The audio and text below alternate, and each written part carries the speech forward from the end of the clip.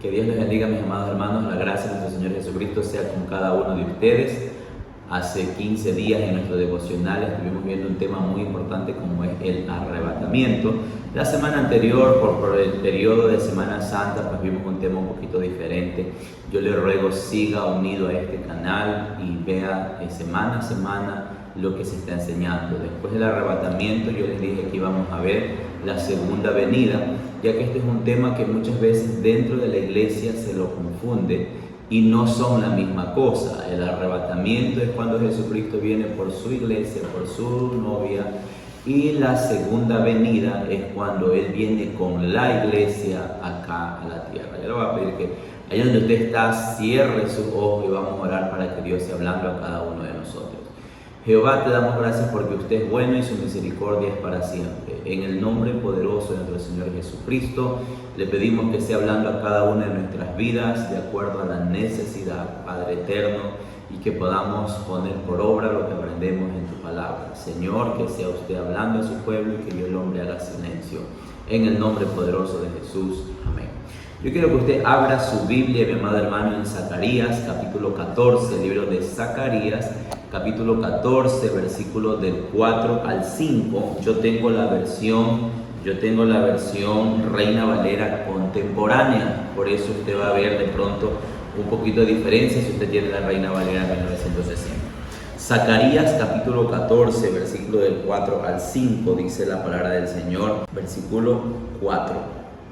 Cuando llegue ese día, el Señor plantará sus pies sobre el monte de los olivos, que está al oriente frente a Jerusalén, y el monte de los olivos se partirá en dos, hacia el oriente y hacia el occidente, con lo que se formará un valle muy grande, y una mitad del monte caerá hacia el norte y la otra mitad hacia el sur. Entonces ustedes oirán a los montes por el valle, porque el valle se extenderá por los montes hasta Tal. Oirán como lo hicieron en los días de Usías, el rey de Judá, por causa del terremoto. Entonces vendrá el Señor mi Dios con todos los santos. Nosotros podemos ver en este texto de la palabra de Dios que está hablando de la segunda venida específicamente. Recuerde que cuando vimos el tema del arrebatamiento, Jesucristo no pone sus pies acá en la tierra, dice que Él vendrá hasta las nubes. Pero cuando nosotros leemos ahora en Zacarías, nos damos cuenta que Él viene acá a la tierra y dice que viene con los santos. ¿Quiénes son esos santos, mi amado hermano? Esos santos somos nosotros, la iglesia. Recuerde que en el arrebatamiento Él nos lleva ante el Padre, se dan las bodas del Cordero por ese periodo de 7 años, y cuando termina el tiempo de tribulación acá en la tierra, Él viene en el texto que nosotros acabamos de leer, para allá lo que es su segunda venida, pero Él viene con un papel diferente. Él ya no viene por su novia, Él viene con su novia para venir acá a juzgar la tierra. Mire lo que dice Mateo, capítulo 24, versículo 30. Libro de Mateo, capítulo 24 y el versículo 30. Y mire lo que nos dice la palabra del Señor. Mateo 24, 30. Entonces aparecerá en el cielo la señal del Hijo del Hombre, y todas las tribus de la tierra se levantarán y verán al Hijo del Hombre venir sobre las nubes del cielo con gran poder y gloria. Amén. Aquí dice que todos, si usted ve conmigo, dice que todos lo verán. Dice, y todas las tribus de la tierra se lamentarán y verán al Hijo del Hombre. Pero si usted se va, mi amado hermano, a Primera de Corintios, capítulo 15, versículo de 50 al 54, que hablamos de arrebatamiento, usted se va a dar cuenta que dice algo distinto a lo que estamos hablando acá de segunda venida. Cuando nosotros hablamos de arrebatamiento, viene del verbo arpajo, ¿ya? Que quiere decir arrebatado, tomado. Primera de Corintios, vamos rapidito, que no quiero extenderme mucho, pero tampoco quiero que usted se quede sin comprender bien este evento muy importante que usted y yo esperamos. Primera de Corintios, capítulo 15, versículos del 50 al 54, dice la palabra del Señor. Pero una cosa les digo, hermanos, ni la carne ni la sangre pueden heredar el reino de Dios, y tampoco la corrupción puede heredar la incorrupción. Presten atención que les voy a contar un misterio. No todos moriremos, pero todos seremos transformados. En un instante, en un abrir y cerrar de ojos, cuando suene la trompeta final, pues la trompeta sonará y los muertos serán resucitados incorruptibles y nosotros seremos transformados, porque es necesario que lo corruptible se vista de incorrupción y lo mortal se vista de inmortalidad. Y cuando esto que es corruptible se haya vestido de incorrupción y esto que es mortal se haya vestido de inmortalidad, entonces se cumplirá la palabra escrita: devorada será la muerte por la victoria. Amén. Así dice su Biblia, así también dice la mía. Entonces nos damos cuenta que aquí no es lo mismo que segunda venida. Aquí dice que esto va a suceder, pero en un instante, versículo 52, en un abrir y cerrar de ojos. Y nuestros cuerpos van a ser transformados, porque esto corruptible no puede llegar a los cielos hacia lo incorruptible. Porque es que nuestro cuerpo tiene que ser transformado para poder estar con el Señor en los cielos. Recuerde que hasta si hablamos científicamente, biológicamente, un cuerpo humano no puede pasar de esta atmósfera que nosotros conocemos, porque automáticamente el cuerpo se desintegraría. Lo mismo pues nosotros con este cuerpo corruptible jamás, según el texto que acabamos de leer, usted lo leyó junto a mí, podremos llegar a estar con el Señor en los cielos. ¿Para qué nuestro cuerpo tiene que vestirse de lo incorruptible? Porque vamos a morar con Él. ¿Se acuerdan que hace 15 días vimos que había 3 posturas acerca del arrebatamiento? Entonces, los que dicen que no habrá arrebatamiento, este texto de la palabra iría en contra de aquello, porque ¿para qué mi cuerpo tiene que ser transformado si voy a quedarme en la tierra mismo? No tendría lógica, ¿verdad? Entonces, mi cuerpo necesita ser transformado para poder habitar con el Señor en los cielos. Cuando nosotros hablamos de que la iglesia de Cristo es arrebatada, el libro de Daniel capítulo 11 nos dice algo que pasará acá en la tierra. Vamos rapidito, Daniel capítulo 11, versículo 31, y mire lo que dice la palabra de Dios en este texto. Sus tropas se dedicarán a profanar el santuario y la fortaleza, y suspenderán el sacrificio continuo, y en su lugar pondrán la abominación desoladora. Así dice su Biblia, ¿sí? Cuando nosotros vemos esto, estamos viendo específicamente ya la manifestación del anticristo, quien no se puede manifestar ahora. ¿Por qué? Porque ahora está la iglesia aquí en la tierra y el Espíritu Santo, que el Espíritu Santo es el que impide que el anticristo se manifieste, está acá en la tierra. Cuando nosotros seamos arrebatados, ¿dónde habita el Espíritu Santo? El Espíritu Santo habita en cada una de nuestras vidas. Entonces, cuando la iglesia de Cristo es arrebatada, el Espíritu Santo se irá con nosotros. Allí sí, el anticristo podrá manifestarse acá en la tierra y empezar a hacer lo que dice el libro de Daniel, ¿verdad? Que él suspenderá el sacrificio continuo y en su lugar pondrá la abominación desoladora. A los que violen el pacto los seducirá con engaño, pero el pueblo que conoce a su Dios se lo pondrá con todas sus fuerzas. ¿De qué pueblo está hablando aquí? Del pueblo judío. Recuerde que los judíos no se irán en el arrebatamiento, porque a los suyos vino y los suyos no le recibieron. Hasta allí creo que estamos teniendo todo claro. ¿Qué dice Mateo 24:15? Volviendo a Mateo 24, recuerden que hace un momento vimos cómo era el asunto cuando ya Jesucristo venía en su segunda venida, pero cuando nosotros leemos Mateo capítulo 24, versículo 15, dice: por tanto, cuando en el lugar santo vean la abominación desoladora de la que habló el profeta Daniel, el que lee, que entienda. Aquí está hablando de Jesucristo, de lo que ya Daniel había escrito. Recuerden que yo les enseñé cómo está dividido el libro de Mateo, el capítulo 24, donde le habla a la iglesia, al pueblo judío, ¿ya? Tenemos que nosotros diferenciar aquello. Entonces, sigamos. Apocalipsis capítulo 1, versículo 7 nos muestra específicamente cómo es que será esta segunda venida. Apocalipsis 1, versículo 7 dice: miren, ya vienen las nubes y todos los verán, aun los que lo traspasaron, y todas las naciones de la tierra harán lamentación por él. Sí, amén. Una vez más, en la segunda venida la Biblia nos dice que todos lo verán. En el arrebatamiento que vimos en 1 Corintios 15 dice que será en un abrir y cerrar de ojos, y dice que seremos arrebatados y que los muertos en Cristo resucitarán. En la segunda venida no habla de aquello. Otra cosa importante que usted tiene que ver, que cuando nosotros vemos en la segunda venida, Él dice que viene por su iglesia en las nubes, y cuando nosotros vemos la aparición ya aquí, estamos viendo acá de las nubes, pero cuando Él ya llega acá a la tierra, mire lo que dice Apocalipsis capítulo 19, versículo del 11 al 16. Vámonos a Apocalipsis capítulo 19. No se me entretenga, hermanos, ya estamos por terminar, pero estos temas escatológicos son muy interesantes. Todo tema escatológico, verlo bien. Apocalipsis 19, del versículo 11 al versículo 16 dice: entonces vi que el cielo se había abierto, y he aquí apareció un caballo blanco.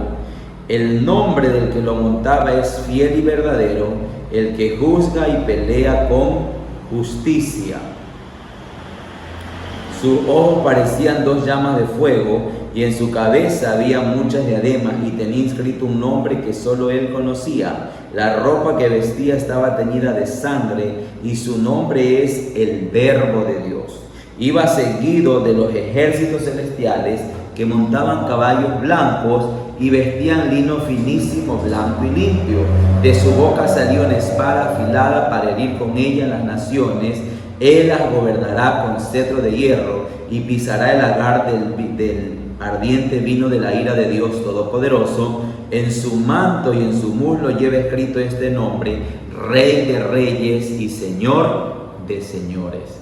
¿De quién está hablando? De Jesucristo, el Hijo de Dios, en su segunda venida. Ya aquí no viene por su iglesia, viene con su iglesia, a lo que nosotros llamamos o es conocido como el Armagedón.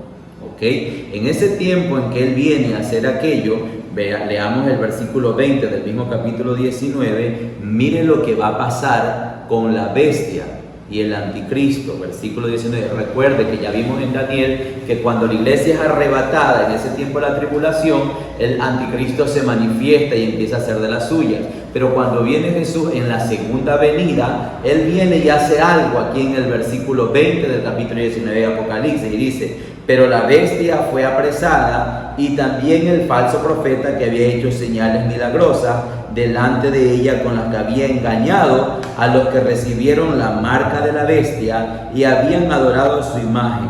Estos dos fueron lanzados vivos a un lago de fuego que arde con azufre.